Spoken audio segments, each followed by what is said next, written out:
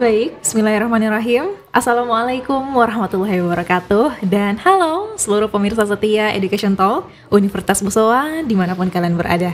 Senang sekali rasanya saya Anggia Zizamas dapat kembali hadir untuk memandu episode berikutnya dari podcast Education Talk Universitas Bosowa. Dan dengan rasa kesyukuran yang luar biasa dan juga rasa bahagia tersendiri bagi Universitas Bosowa dan khususnya Fakultas Hukum Universitas Bosowa, kita telah kedatangan seorang profesor lagi dari Fakultas Hukum yang baru saja dikeluarkan surat keputusannya untuk terangkat menjadi seorang profesor dalam ilmu hukum di Fakultas Hukum Universitas Bosowa. Bersama saya sudah ada Profesor Dr. Ruslan Renggong SHMH.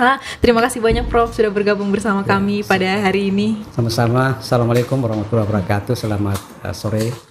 Baik Prof, sebelum-sebelumnya Prof, kita sudah pernah podcast dengan Prof Ija, Prof Deli juga untuk menceritakan pengalamannya, utamanya sebagai profesor yang baru keluar surat keputusannya. Kita mau mendengar cerita dari seorang Prof Ruslan, bagaimana perjalanannya untuk pada akhirnya selama bertahun-tahun, puluhan tahun mengajar, pada akhirnya bisa mencapai puncak tertinggi dalam karirnya, yaitu seorang guru besar. Boleh mungkin Prof diceritakan mulai dari S3-nya ataupun dari kegiatan-kegiatan apa saja yang mendukung Prof bisa sampai di posisi guru besar sekarang. Terima kasih Nak. Latar belakangnya kan ilmu hukum ya. Jadi pada saat selesai jenjang S1 di Unhas tahun 1986.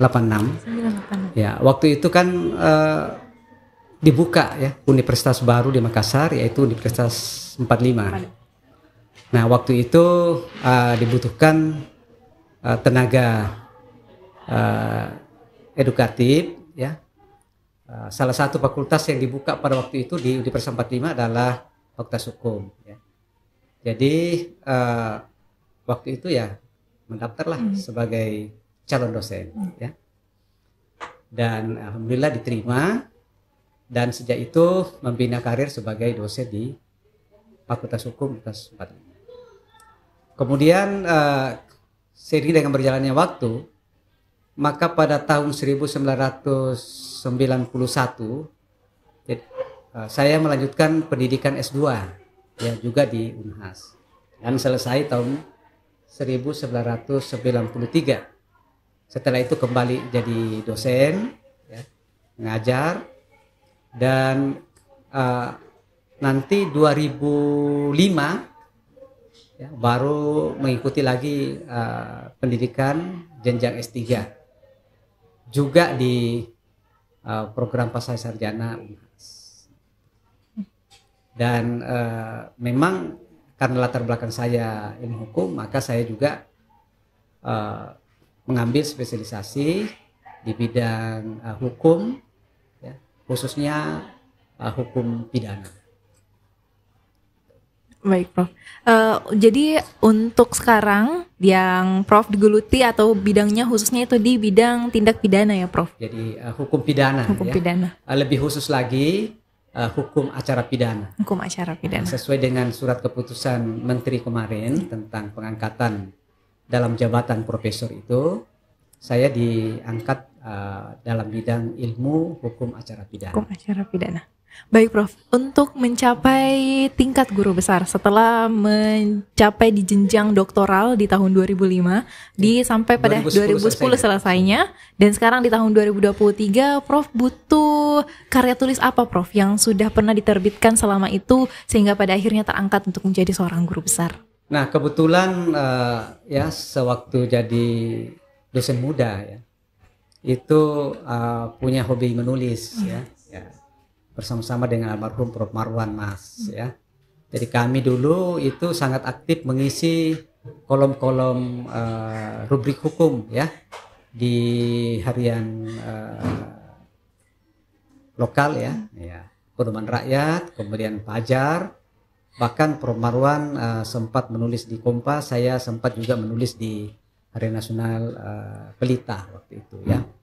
Nah kemudian karena kita dosen, maka salah satu kewajiban kan menulis buku ya, dan tentu inilah yang menunjang dan buka jalan untuk meraih jabatan fungsional guru besar ya. Jadi sudah menulis beberapa buku yang dicetak atau diterbitkan di penerbit nasional ya.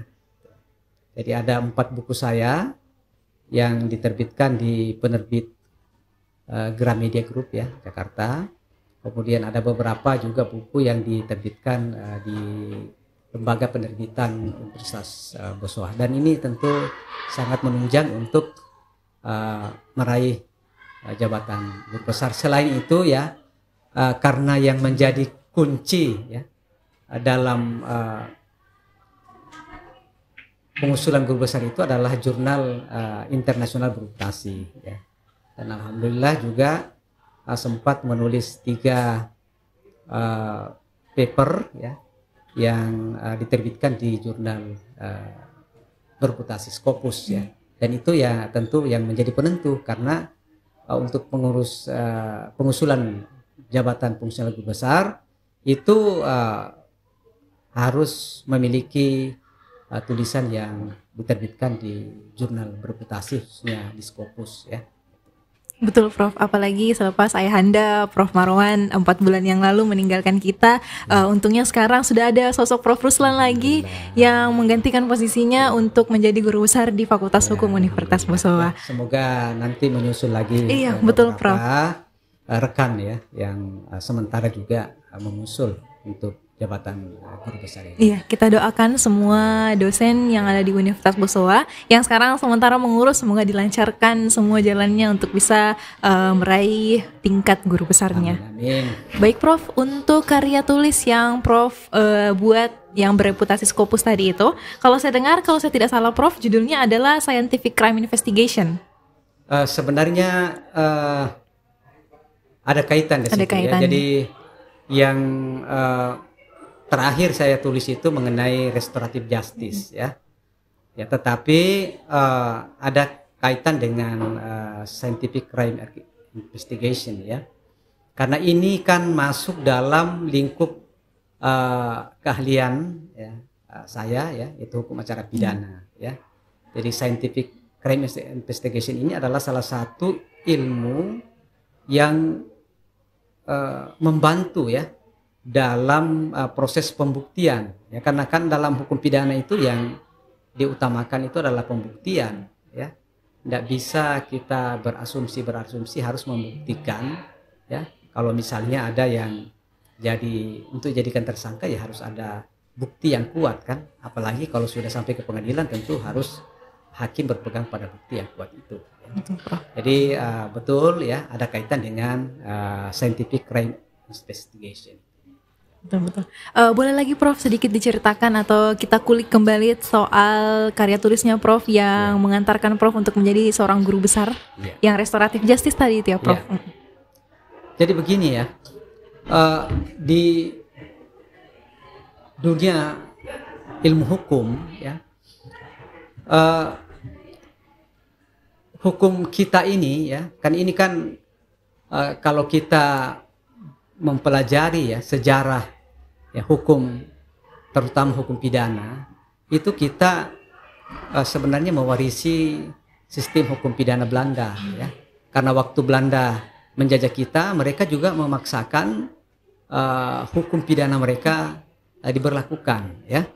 Ya, yang sekarang KUHP yang masih berlaku itu dari kitab Undang-Undang Hukum Pidana Belanda ya, yang kita kenal dengan nama Wetboek van Strafrecht itu ya. Nah, ciri dari hukum Belanda ini itu mengutamakan kepastian hukum ya. Jadi siapapun yang melanggar hukum berat atau ringan ya harus diproses ya sampai ke pengadilan ya. Nah, dulu awal-awal waktu penduduk Indonesia masih kurang, nggak ada masalah ya. Orang waktu itu juga belum banyak yang melakukan tindak pidana, ada masalah. Tapi sekarang ini, kalau itu yang digunakan terus, maka akibatnya seperti yang kita lihat sekarang itu lembaga pemasyarakatan, rutan itu penuh, ya. Karena biar pencuri sendal, pencuri ayam, ya masuk semua. Nah sekarang sudah mulai diperkenalkan yang namanya restoratif justice ya. Artinya ya untuk apa semua tindak pidana itu ya pelakunya harus diproses ya baik di tingkat penyidik, di kepolisian, apalagi sampai ke pengadilan ya. Apa tidak lebih bagus, lebih efektif, lebih bermanfaat ya bagi korban, bagi pelaku, bagi masyarakat kalau itu diselesaikan ya secara perdamaian ya, atau biasa yang lazim kalau kita dipidana namanya restoratif justice. Jadi intinya di situ sebenarnya ya. Makanya paper saya yang saya sampaikan tadi itu dibahas, tapi saya lebih spesifik pada kasus-kasus kecelakaan lalu lintas ya. Tapi restoratif justice ini bisa dipakai untuk semua jenis tindak pidana ya. Tapi walaupun itu ada pengecualian karena tindak pidana yang berat-berat tidak bisa di restoratif ya. Yang ringan-ringan. Karena ini yang ringan-ringan ini yang paling banyak masuk ke penjara. Akhirnya penjara menjadi overcrowded ya. Itu melebihi kapasitas ya. Bahkan ada yang lebih sampai 200%. Nah, itu akibatnya kan luar biasa. Betul. Melihat perkembangan zaman ya Prof, tidak seperti dulu yang mungkin manusianya tidak sebanyak sekarang. Ya, kalau sekarang manusianya sudah sebanyak ini tentu saja ya betul Prof, penjara tidak mampu untuk menampung. Ya. Dan ini sudah digunakan banyak di negara-negara Eropa ya, seperti Belanda. Itu bahkan Belanda itu pada tahun 2018 itu menutup penjaranya, ada 18 penjara ditutup karena sudah tidak ada penghuni. Itu ya. Kalau kita di Indonesia semua lembaga pemasyarakatan ya, namanya kan sekarang dulu penjara, itu jangankan ditutup ya, bahkan harus ditambah karena saking banyaknya penghuni. Tapi ternyata restoratif justice ini hanya bisa digunakan untuk hukum yang termasuk ringan ya Prof? Iya, jadi belum untuk tindak pidana yang berat ya. Karena, nah inilah yang dalam tulisan saya, itu saya menyarankan agar kalau kitab undang-undang hukum acara pidana kita sekarang ini, yang dalam proses ya pembaharuan, itu sudah selayaknya mengatur mengenai restoratif ini ya. Karena yang ada sekarang itu belum. Yang ada sekarang itu parsial karena dasar hukumnya ada di kepolisian, ada di kejaksaan, ada di Mahkamah Agung, dan itu bukan undang-undang ya. Jadi hanya mengatur atau mengikat ya internal saja ya. Ini belum bersifat nasional ya, mengikat secara nasional karena itu tidak dalam bentuk undang-undang. Nah, itu yang saya sarankan kalau dalam bentuk undang-undang itu bisa dan mengikat ya siapapun penegak hukumnya ya. Baik Prof, dan ternyata kalau kita melihat kondisi sekarang ya Prof, melihat perkembangan zaman, memang hal ini harus dibuatkan karya ilmiahnya, karya tulisnya untuk menjadi bahan ajar ya Prof untuk mahasiswa-mahasiswa ke depannya. Ya, itu saya kira itu ya. Karena ini menjadi penting ya. Di negara-negara lain itu sudah maju ya penerapannya. Kita di Indonesia ini karena namanya baru itu belum terlalu efektif ya. Baik Prof, untuk kedepannya setelah Prof akhirnya menjadi seorang guru besar sekarang, kedepannya Prof, apakah ada karya tulis lagi sekarang yang sedang direncanakan untuk dibuat atau bagaimana rencana kedepannya Prof? Insya Allah ya, dengan amanah yang diberikan oleh pemerintah ya, ini ya sebagai profesor dan juga tentu tanggung jawab saya sebagai dosen Fakultas Hukum Universitas Bosowa, maka ke depan ini ya tentu dengan waktu yang cukup ya, saya akan menyusun lagi beberapa buku dan jurnal internasional berprestasi juga ada 2 sekarang yang sementara dalam tahap in review ya, artinya sudah kita kirim dan sudah diterima dan direview oleh editor di jurnal tersebut ya. Sedangkan untuk buku ya tentu ini sekarang saya sudah siapkan ya, sementara disiapkan untuk 2 ya, judul buku yang insyaallah mudah-mudahan tahun 2024 itu sudah bisa diterbitkan. Insya Allah, Prof. Baik, Prof. Dalam menyusun untuk menjadi seorang guru besar, tentu saja bukan hanya karya tulis, tapi juga banyak dokumen dan berkas-berkas lain ya, Prof, yang Prof Ruslan mesti persiapkan sebelumnya. Adakah, Prof, sedikit hambatan dari kemarin Prof mengurus untuk guru besar ini, dan bagaimana sebenarnya caranya Prof bisa mengatasi hambatan-hambatan yang ada? Ya, jadi begini ya. Kebetulan kan saya mengusul pada masa transisi ya, dari pengusulan yang manual kemudian berubah ke pengusulan yang online ya. Nah, jadi di situ hambatan saya, kemudian ya hambatan juga di jurnal internasional berputasi itu ya, karena itu tidak gampang. Salah satu hambatannya kita yang dari Fakultas Hukum, karena jurnal hukum ya yang berputasi itu kurang ya dibandingkan dengan disiplin ilmu yang lain. Itu agak kurang, agak susah kita menemukan. Dan kalau toh kita menemukan itu dikelola oleh universitas-universitas papan atas dunia ya, Oxford ya. Itu yang begitu-begitu ya, susah sekali kita masuk ya ke situ ya. Untung ada juga jurnal-jurnal yang diterbitkan oleh beberapa lembaga ya, yang lebih mudah lah kita bisa masuk ke situ ya. Nah, kemudian hambatan yang kedua adalah umumnya kita ini kan mudah-mudahan ya di adik-adik saya ya yang mengusul itu semakin disiplin ya. Karena sebenarnya bahan yang kita jadikan usulan itu kan sebenarnya ada semua di kita ya. Kalau misalnya pengajaran kan ada surat keputusan mengajar ya, ada pengabdian, ada sertifikatnya, ada macam-macam. Nah, cuma ya kendala kita terkadang kita lalai sehingga berkas-berkas itu yang mungkin tidak hilang ya, tapi tercecer atau terselip dan sebagainya ya. Jadi memang perlu kita ulet ya, disiplin, terutama untuk mendokumentasikan semua karya kita ya, baik yang pengajaran ya, penelitian, pengabdian masyarakat, dan kegiatan-kegiatan penunjang lainnya. Saya kira itu yang paling penting ya. Dan saya juga kebetulan dengan Prof Marwan dulu almarhum, itu kita memang disiplin ya, menyimpan saya kira dan Anggi lihat itu apapun SK-SK itu ya kita simpan ya. Ya, dan ternyata setelah dibutuhkan itu kita bisa dapatkan kan. Betul, Prof.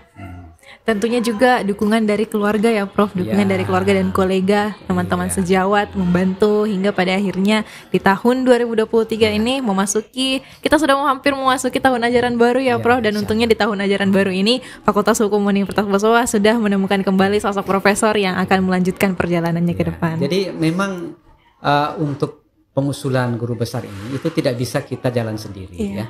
Jadi perlu ada kolaborasi ya, dengan pimpinan, dengan teman-teman sejawat ya, termasuk tenaga-tenaga kependidikan ya. Tidak bisa kita jalan sendiri ya, kita harus berkolaborasi dengan semua sejawat ya, teman-teman, karena ini kan pengusulan jabatan guru besar ini bukan di internal kita ya, bukan di LD Dikti saja, tapi itu kan berproses sampai ke Jakarta kan. Nah, itu kita butuhkan yang saya katakan kolaborasi tadi. Tidak bisa jalan sendiri. Betul. Ya. Kita juga harus membina kerjasama dengan teman-teman, karena ada saja yang kurang di kita dan itu ada di teman-teman kita. Betul, Prof. Dan juga sebuah bukan hanya menjadi kebanggaan pribadi dan keluarga dari seorang Prof Ruslan, tapi juga kebanggaan untuk Fakultas Hukum dan juga secara umum di Universitas Bosowa, Prof. Saya kira ya betul itu ya. Jadi keluarga, kemudian institusi ya, karena ini juga salah satu syarat ya untuk proses akreditasi institusi. Salah satu yang dinilai itu adalah seberapa jauh, seberapa banyak ya profesor ya, atau guru besar yang dimiliki oleh sebuah universitas yang mengusul akreditasi ya. Itu sangat berpengaruh itu. Baik, terima kasih banyak Prof. Ruslan sudah berbincang bersama kami di sini. Semoga teman-teman sejawat Prof. Ruslan yang lain yang sementara mengurus untuk kenaikan menjadi seorang guru besar dipermudah jalannya. Dan bisa mendengar podcast kali ini, mendengar arahan dari Prof. Ruslan untuk disiplin dan ulet ya Prof, menyimpan berkas-berkas dan dokumentasi lainnya selama mulai mengajar ya Prof sebagai dosen. Mungkin sudah dari berpuluh-puluh tahun sekian ya, itu semuanya harus ulet dan disiplin untuk disimpan ya Prof, karena kedepannya masih akan terus dibutuhkan untuk jenjang karir ke depannya. Betul, ya. Dan semoga juga semakin banyak kita dengar lagi kabar-kabar gembira yang lainnya dari dosen-dosen di Universitas Bosowa untuk kenaikan menjadi seorang guru besar.